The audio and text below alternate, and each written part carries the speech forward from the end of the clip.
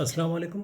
मैं हूं नजम अलवी अपने न्यूज़ ब्लॉग चैनल के साथ। एनजे न्यूज़ के नाम से मेरा न्यूज़ ब्लॉग चैनल है। आज हम आपको बताएंगे कोरोना वायरस कब ख़त्म होगा। कोरोना वायरस जो है इसके ख़त्म होने का ताल्लुक़ अमेरिकन इलेक्शन से है। कुछ लोगों का ख्याल है कि ये ट्रम्प साहब की कोई चाल है और वो चाहते हैं दोबारा अपना इलेक्शन जीतना, और इलेक्शन जीतने के लिए कुछ भी हो सकता है। जैसे कि हमारे यहाँ कत्ल गारत मार धाड़, इलेक्शन जीतने के लिए कुछ भी हो सकता है। जाली वोट पड़ते हैं, जो लोग इंतकाल फरमा जाते हैं उनके वोट पड़ जाते हैं। कि अगर किसी साहब की रूह आए कहे कि चलो मैं वोट तो डाल दूँ, दुनिया में अभी तक मौजूद हूँ, तो वो आएंगे तो पता चलता है कि कोई और डाल चुका है उनका वोट, तो जाली वोट पड़ जाते हैं। हर काम दो नंबर होता है कि इंसान इतना बड़ा शैतान हो गया है कि अपने इलेक्शन जीतने के लिए वायरस फैला जाता है, पूरी दुनिया को बर्बाद कर देता है। यानी कुछ लोगों का ख्याल है, हो सकता है कि ये वायरस जो है कोई नेचुरल वायरस हो, या हो सकता है कोई केमिकल वेपन हो, कुछ भी कह सकते हैं। लेकिन ये है कि आपके राइट साइड पे सब्सक्राइब का बटन वो दबा दें, बेल आइकॉन दबा दें। हमारे चैनल को अपने फेसबुक पे या व्हाट्सएप पे शेयर करें, लाइक करें और कमेंट्स में लिखें कि आपको ये बातें कैसी लगी। क्योंकि इन बातों का ताल्लुक़ जो है वो सच्चाई से हो सकता है, होता है, क्योंकि जो हम सोचते हैं या आप सोचते हैं उसके मुताबिक हम आपको ये बात बताते हैं। तो ये सारे हालात हैं कि इंसान जो है कुछ भी कर सकता है। अब देखें, अमेरिका वो चाइना पे चढ़ाई करने वाले हैं, या पढ़ तो रहे हैं चाइना पे चढ़ाई करने का। लेकिन ये देखें कि अब ये चढ़ाई करने के पढ़ तो रहे हैं, ये कोई सियासी स्टंट है कि भाई शोर मचाओ, लोगों को दिमाग को, ख़ास तौर पे अमेरिकन, उनको प्रिपेयर किया जाता है किसी मुल्क से लड़ने के लिए। तो कोरोना वायरस का उनके ऊपर इल्ज़ाम लगा दिया और उसके बाद जो है फ़ौजें मूव कर दी और आवाम जो उनके फेवर में हो जाती है। जो हरकत उन्होंने इराक़ के साथ की थी, केमिकल वेपन है, वो तो थे ही नहीं उसके पास। क्या पता केमिकल वेपन जो चलाए गए थे वो अंदर खाने इन्होंने चलाए हों। जिस तरह यमन से मिज़ाइल अगर सऊदी अरब पे फायर किए हैं, तो अपनी मौजूदगी वहाँ पे बढ़ाने के लिए ये काम भी हो सकता है। क्योंकि यमन तो इतना ताकतवर नहीं है कि मिज़ाइल चला दे, कोई ना कोई मिज़ाइल देगा तभी चलाएगा। उनके हालात ऐसे नहीं है कि वो मिज़ाइल ख़रीदें और चलाएं। क्योंकि एक एक मिज़ाइल जो है तकरीबन एक फ़ाइटर जहाज़ की तकरीबन करीब कीमत का एक मिज़ाइल होता है। और ये बेवकूफ़ बनाने का तो खेल चल रहा है। हमारे मुसलमान कंट्री अगर देखा जाए तो इंतहाई बेवकूफ़ है। कोई टेक्नोलॉजी नहीं लेते, कुछ नहीं लेते। वो समझते हैं ज़मीन से जो सोना जो कुछ निकल रहा है वो सारी ज़िंदगी निकलता रहेगा। जबकि ये हर आदमी को मालूम है कि कुएँ एक ना एक दिन कुआँ भी सूख जाता है। चाहे जितना भी गहरा कुआँ हो, जितना ज़्यादा मीठा पानी हो, मीठा पानी कभी खारा निकलने लगता है, कभी कुआँ भी सूख जाता है। सारी ज़िंदगी तेल नहीं दे सकता। इसी तरह हमारे यहाँ के सियासतदान हैं, यानी इन्हें अवाम कोई चीज़ नहीं है। हमारे यहाँ सियासतदान हैं जो अपोजिशन है, और जो पोजीशन में है और जो अपोजिशन में है, दोनों एक दूसरे के रिश्तेदारी होते हैं। इनके आपस में बेटों की शादियाँ पीछे हुई भी होती है, सामने लड़ रहे होते हैं और ख़ुद कभी रोड पे आके नहीं लड़ते। आगे जो है अपने जियालों को लड़वा रहे होते हैं, मरवा रहे होते हैं और उस पर सियासत कर रहे होते हैं। और जियालत जो है वो थोड़ी सी जॉब या इसके उसके चक्कर में रोडों पे आके लड़ रहे होते हैं बेवकूफ़ों की तरह। यानी अभी भी शायद कि अकल आ गई हो, क्योंकि सोशल मीडिया का ज़माना है। सोशल मीडिया के ज़माने में आपको हर किस्म की न्यूज़ जो है सेकंडों में मिल जाती है। चाहे आपके वडेरे ने अपने के मुल्क में स्कूल ना खोला हो, लेकिन आजकल इंसान जो है वो सोशल मीडिया जो है एक किताब का दर्जा रखती है कि आपको सही न्यूज़ भी दे रही होती है, गलत भी दे रही होती है। लेकिन आपने ख़ुद जज करना होता है कि कौन सी न्यूज़ सही है और कौन सी गलत है। और वो कर भी लेते हैं लोग, क्योंकि जो नज़र आ रहा होता है उससे पता, उनसे उनको सबूत मिल जाता है कि ये ख़बर सही है झूठ है। वडेरे स्कूल नहीं खुलने दे रहे, कोई बात नहीं, सोशल मीडिया व्हाट्सएप इससे उससे वीडियो छोटी मोटी आती हैं और आप एजुकेट होते हैं। कल तक आपको अपने लीडरों का नाम नहीं पता था, आज माशाल्लाह से सारा दिन आप टॉक शो देखते हैं, बेवकूफ़ बनाने वाले। टॉक शो में खैर की खबर कभी नहीं दी जाती, हमेशा आपको डराया जाता है कि भाई अब इमरान खान ये करेगा, अब नवाज़ शरीफ आ रहे हैं, अब शहबाज शरीफ मुल्क में आ गए, अब उनकी ये प्लानिंग होगी, दोबारा केस खुद नैब खोल रहा है, फिर पकड़े जाएंगे, शायद उनको सज़ा हो जाए, शायद ना हो, शायद वापस चले जाएं, शायद हॉस्पिटल में दाखिल हो जाए, शायद हॉस्पिटल से निकल के और वेंटिलेटर पे बेशक हो लेकिन उतर के भागते हुए जहाज़ में बैठ जाए नवाज़ शरीफ की तरह, जैसे पिछले दिनों गए थे। एक तमाशा ही बन गया था। और एक ज़माने में जब उनका ऑपरेशन हुआ था, बाईपास जो शोर मचाया जा रहा था, वो हॉस्पिटल से निकल के ऐसे गाड़ी में बैठे थे जैसे कुछ हुआ ही नहीं है। तो हम लोग को कब तक बेवकूफ़ बनाया जाएगा? ये आप लोग की गलती है। आप लोग ऐसे लोगों को वोट देते हैं और वो आपका वोट लेके और आपको और जो है आपके साथ तमाशा करते हैं और आप तमाशा बनते हैं। वैसे तो अपने कारोबार में बड़े अक्लमंद होते हैं, लेकिन वोट देने के मामले में बेवकूफ़, सबसे बड़े बेवकूफ़ हम ही लोग होते हैं, मुझ समेत। मैं भी वोट दे चुका हूँ बहुत से लोगों को। लेकिन मैं आपको एक बात बता दूं कि अभी तक सबसे अच्छी जो हुकूमत की है ना हमारे मुल्क में, पाकिस्तान में, वो सिर्फ़ आर्मी ने की है। आर्मी की ख़ासियत ये है कि वो मुल्क से डॉलर नहीं ले जाते। अगर कुछ ऊपर नीचे की थोड़ी बहुत कमाई कर भी लेते हैं तो उनका पैसा मुल्क में ही रहता है। लेकिन लूटरों का पैसा दुबई में रहता है, अमेरिका, न्यूयॉर्क में रहता है। इलाज भी इनका वहाँ होता है, बच्चे भी वहाँ पढ़ रहे होते हैं, ठीक है ना। खांसी भी आती है तो वहाँ बहुत बाहर भागते हैं, लूज़ मोशन भी हो जाए तो इंग्लैंड जाते हैं इलाज कराने। हमारे यहाँ तो डिहाइड्रेशन के देसी टोटके बहुत आसान है, वो भी ये यूज़ नहीं करते। ये बहाना चाहते हैं कि आवाम के पैसों से बाहर जाए घूमने, तो डिहाइड्रेशन भी हो जाए तो बाहर चले आते हैं। जबकि डिहाइड्रेशन में नमक और चीनी और नींबू निचोड़ के पानी में पिया जाए तो ठीक हो जाते 3-4 दिन आदमी। तो ये सारी चीज़ें हैं और हम लोग सो रहे हैं, आवाम सो रही है। आवाम कब जागेगी इसका किसी को नहीं पता कि आवाम कब जागेगी। आप लोग कब जागेंगे पता नहीं। कोरोना वायरस की कहानी चल रही है।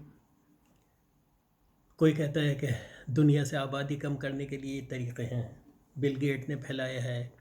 कोई कुछ कहता है, कोई कुछ कहता है, लेकिन किसी को सही बात नहीं पता चल रही है ये है क्या। अब जो कुछ भी है हमें इसी के साथ रहना है। हिफाजत करनी तो आपने अपनी। हमारे एक जानने वाले थे, संडे को हमारी बात हुई है।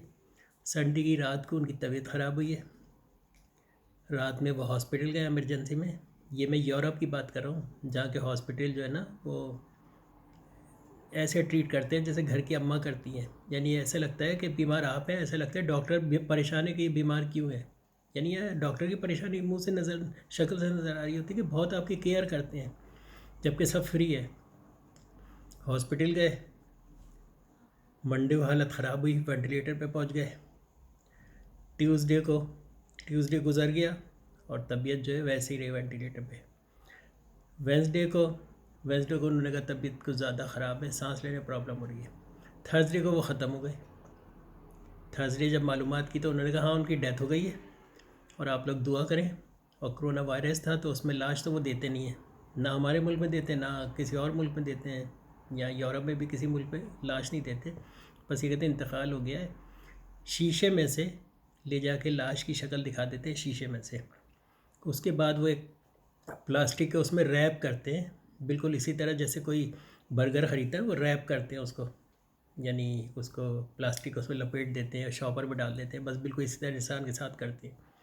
उसके बाद ले जाके ये नहीं पता कि चैम्बर में डाल के जला दिया जाता है या हज़ारों मीटर नीचे जो है गड्ढे में डाल दी जाती है और मट्टी डाल दी जाती है। कुछ नहीं पता चलता, बस ये पता चलता है ख़त्म हो गए, शक्ल देख ली ख़त्म। अब आपने जो कुछ करना है वो गायबाना होता है सारा कुछ। नमाज जनाजा करना है या चर्च में प्रे करनी है या मंदिर में घंटियाँ बजानी है या गुरुद्वारे में हाज़िरी देनी है, इन सारे कामों में अपने अपने रब से जो है दुआ की जाती है कि भाई मरने वाले को जो है मग़फ़िरत है और उसकी क्या कहते हैं बख्शिश हो। सबका एक ही तरीक़ा है, बस जगह अलग अलग है। लेकिन हर आदमी ज़ाहिर बात है मरने के बाद अफसोस करता है। कोई भी नाच गाना नहीं करता। जब बच्चा पैदा होता है तो बहुत ढोल ढमाका होता है, जब आदमी दुनिया से रुखसत हो रहा होता है तो आहों और सिसकियों में करते हैं। तो कोरोना वायरस के कभी कह रहे हैं दवा बन गई है, कभी हाँ दुआ बन गई है। दुआ जो मेरे मुंह से पहले लफ्ज़ निकला है, दुआ तो बहुत सारी बन जाए। दुआ तो हमारे रोज़ाना, एक तो दुआ और एक टोटके। यानी दुनिया में कोई कोई मेडिसिन ईजाद हो या नहीं हो, हमारे यहाँ होती है।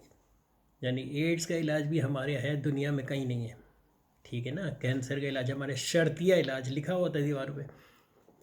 अब हमारे जो है गुमनाम हीरो, उनमें से कोई जाके इनको पकड़े और कहे कि भाई शर्तिया इलाज है, ज़रा बताओ तो। लेकिन नहीं, लूटने वाले लूट रहे हैं, और गुमनाम हीरो बेचारे मुल्क के अंदर काम नहीं होता ना, उनका मुल्क के बाहर होता है। और गुमनाम तो भी गुमनाम है, गुमनाम हीरो सही कहते हैं, हो सकता है पीछे। लेकिन ये कि बात ये कि सब हर आवाम को नज़र आ रहा होता है। किसी हॉस्पिटल में जाए तो दरवाजे से लेके एंड तक आप रिश्वत देते हो।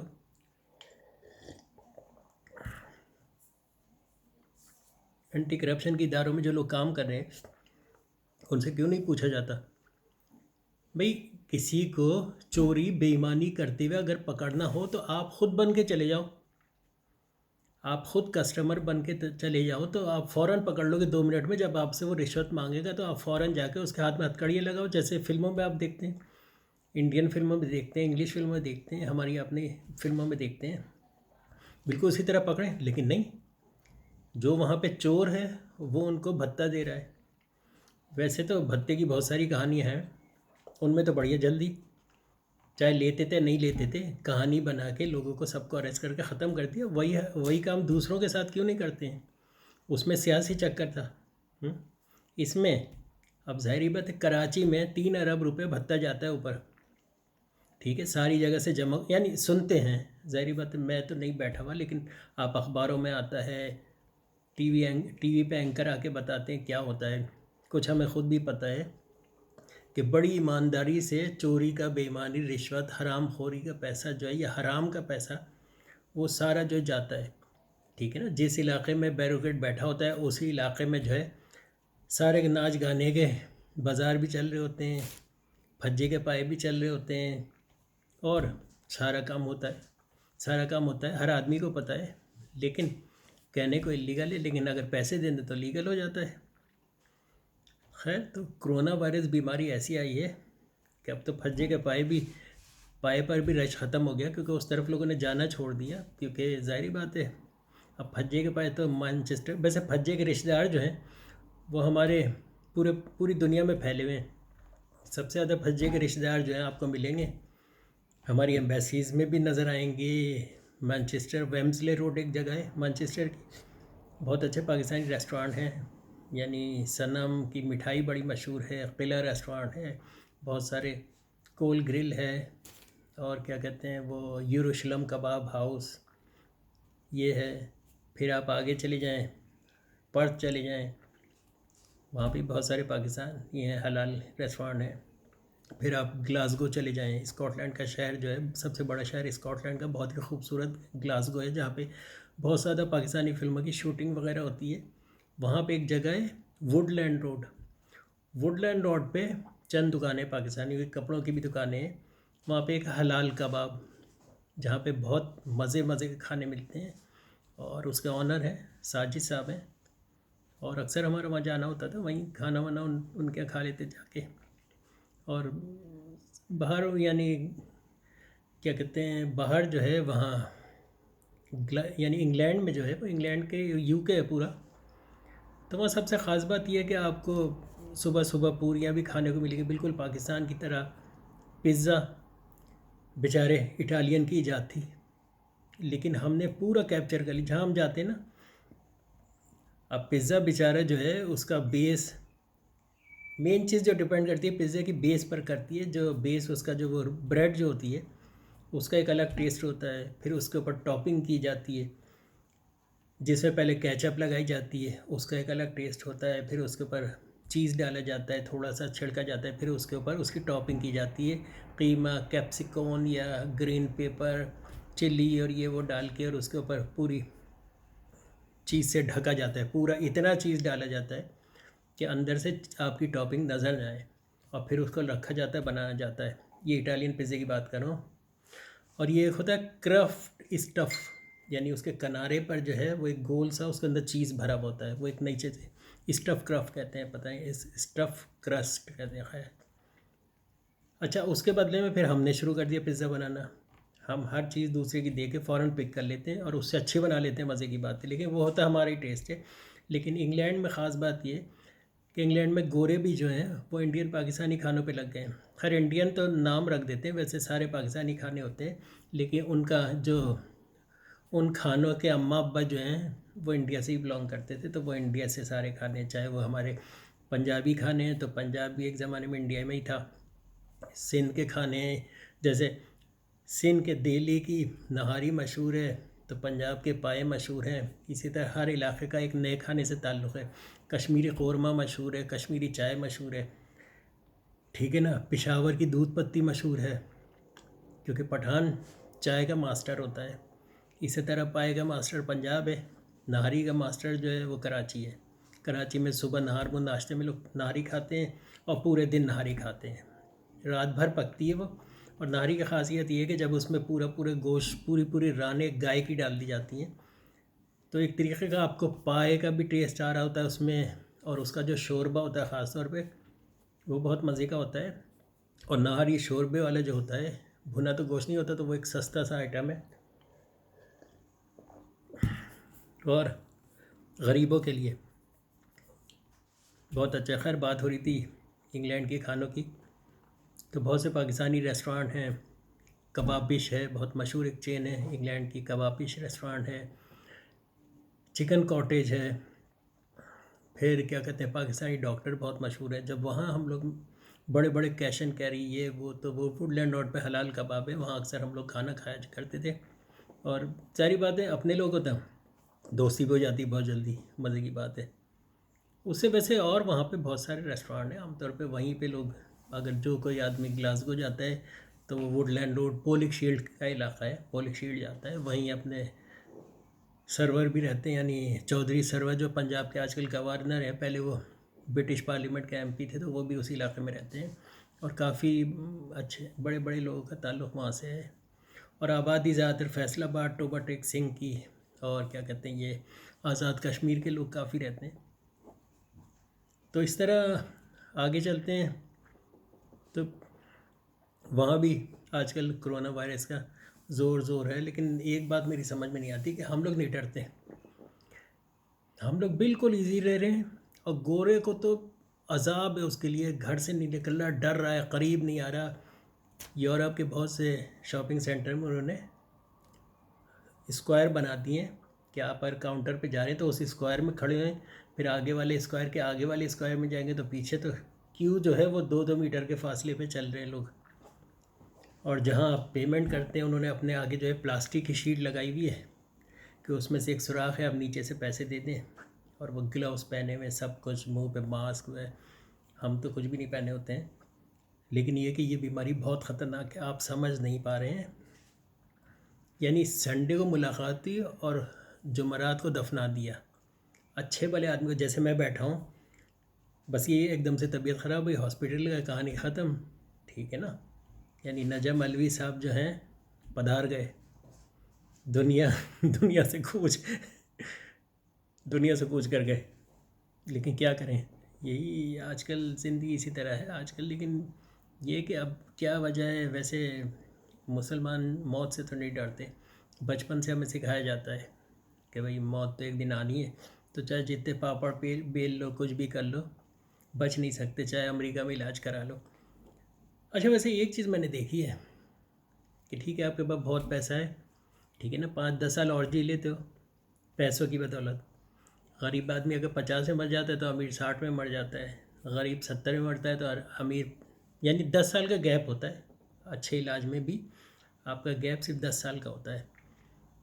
इसलिए जितनी ज़िंदगी अच्छा खाओ पियो, मज़े करो, किसी को तकलीफ़ नहीं दें, तब तो बड़ा अच्छा मामला चलता है।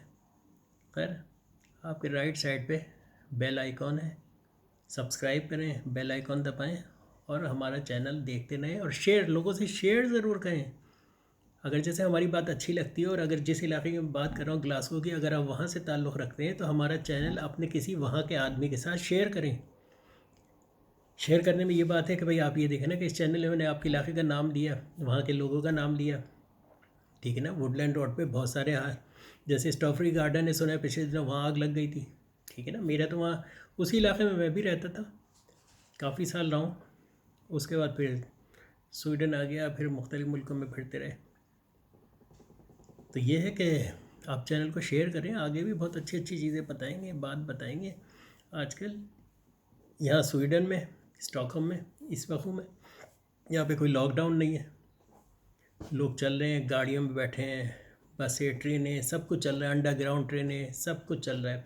यहाँ पे 200 मीटर नीचे अंडरग्राउंड चलती है, बाहर निकले अंडरग्राउंड में जाए, बैठे, शहर पहुँच जाए अंदर ही अंदर, पता नहीं चलता। लेकिन ये है कि 30 किलोमीटर तक शहर आता है, तो 30 किलोमीटर तक आप अंदर पहुँच जाते हो, आपको पता नहीं चलता ऊपर क्या हो गया। और ये अंडरग्राउंड बहुत फ़ायदा करेंगे फ्यूचर में। अगर केमिकल वेपन हो गई तो सारी पब्लिक अंडरग्राउंड ही रहेगी, जाके खंदकों का भी काम करती है वहाँ पे। और ये स्टेशन यूरोप के बहुत से मुल्कों में बनाए गए हैं और इसी अंदेशे से बनाए गए हैं कि अगर फ्यूचर में इस किस्म की या कोई प्लूटेड हो या स्पेस से कोई चट्टान आके ज़मीन से टकरा जाए, या एटम बम जैसे कोरोना वायरस है, इस तरह के और वायरस भी आ सकते हैं ना। अब तो इन्हें पता चल गया कि भाई ये वायरस फैला दो, लेकिन ये कि ख़ुद भी नहीं बचता। अगर किसी ने चलाया है तो ये भूल जाए कि वो ख़ुद नहीं बचेगा। अगर चाइना ने मार दिया तो चाइनीज़ उसके मुल्क में भी आ सकते हैं। इसी तरह चाइना ने अगर चलाया तो चाइना के मुल्क में वो लोग आ सकते हैं। ठीक है ना। दुनिया का बिज़नेस ख़राब होता है, एयरलाइन सर्विस ख़त्म हो गई, टूरिस्ट ख़त्म हो गए। अब हुआ ये है, रेस्टोरेंट बंद, यानी एहतियाती तौर पे यहाँ स्वीडन में लॉकडाउन तो नहीं है, लेकिन रेस्टोरेंट में लोग नहीं जा रहे, बल्कि टेक वे से ऑर्डर करके मंगा लेते हैं खाना। ऑर्डर करके मंगाने की हमें आदत हो गई, तो आइंदा 10 साल तक या 5 साल तक लोग रेस्टोरेंट में नहीं जाया करेंगे, चाहे ठीक इलाज हो जाने के बावजूद भी लोगों के आदत चेंज हो जाते हैं। यहाँ पे आदत थी लोगों की कि अपने जानने वालों दोस्तों से कैफेटेरिया में मिलते थे, घर किसी को नहीं बुलाते थे, आमतौर पर कैफेटेरिया में बैठते थे, वहाँ जाके मिलते थे, वो अपनी चाय ख़रीद के पीते थे। यहाँ के लोग अपनी चाय ख़रीद के पीते थे। यहाँ पे ये है कि कोई किसी को इनवाइट नहीं करता कि भाई मैं चाय ले रहा हूँ, यार वो पूछ ले कि तुम्हें चाय पी, नहीं, कहते हैं मैं चाय लेने जा रहा हूँ, अगर तुम्हारा दिल चाहे तो तुम भी ले लो कुछ खाने को चाय, बस। वो खुद जाते हैं, चाय ली, खाने को लिया, अपने आगे रख लिया और ख़ुद ही खा लिया, सामने वाला मुंह देखते रह जाएगा। लेकिन इनके यहाँ का एक कल्चर है वो इसी तरह का है, सब उसी कल्चर में ढल जाते हैं और उसी तरह के होते हैं। हमें बुरा लगता है लेकिन होता नहीं है वो इस तरह का। खैर, आपके सीधे हाथ पे बेल आइकॉन है, सब्सक्राइब करें हमारा चैनल, बेल आइकॉन दबाएं और हमारी अगली वीडियो ज़रूर देखें। ठीक है, मैं हूँ नजम अलवी और अगली वीडियो तक इंतज़ार करें। खुदा हाफिज़।